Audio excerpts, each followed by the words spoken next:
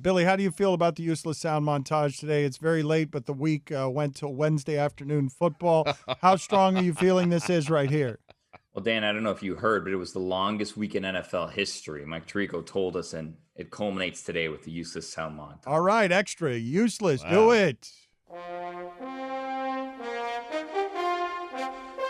To be bluntly honest, man, I'm really disappointed in our performance tonight. We did enough to win, but that's all. It was really junior varsity, to be quite honest with you. All momentum is good momentum. They played what we thought they were going to play. No, I just put my head down and go to work. There's only two things I hate more than missing throws, and that's lying and skim milk. And skim milk's just water lying about being milk. I think these guys need a little bit of, what do you call it, pushing ahead. We got punched in the face, and it just kept happening. That's the global mentality of all of us. It's day to day.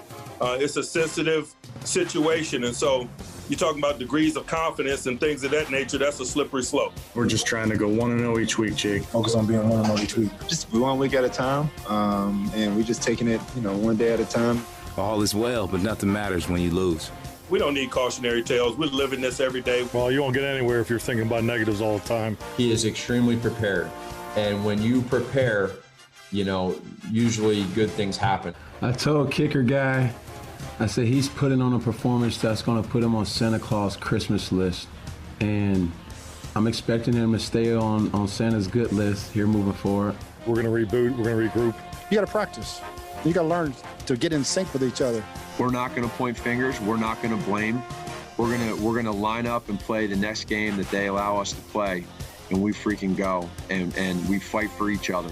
Obviously there's, I'm my own worst critic, so there's going to be a lot of things that I think I can do better. I'm always going to point the finger at myself, and we're always going to look in the mirror and say, what can we do better? Because there's a plenty. We're going to try and do whatever we can, to win the game. We're going to scratch, claw, whatever it takes. We kept a clean pocket. We complete a lot of passes when there's a clean pocket. Whatever happened, they didn't blink, and that was our goal, not to blink. Because we're not going to be, pushed around by something that we can't control, and we control the things we can control. I'd rather have a ugly win rather than a pretty loss, if that makes sense.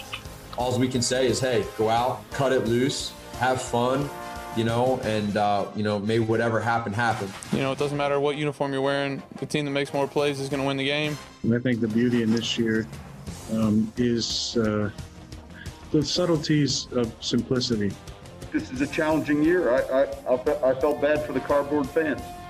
He's a passionate football coach. He loves the game, loves the X's and O's, loves the players, all that. Yeah, I'm not going to speak on it too much, but it's an unfortunate turn of events. You had some red zone failures and a number of drop passes. What do you attribute that to? Anything in particular? Us sucking.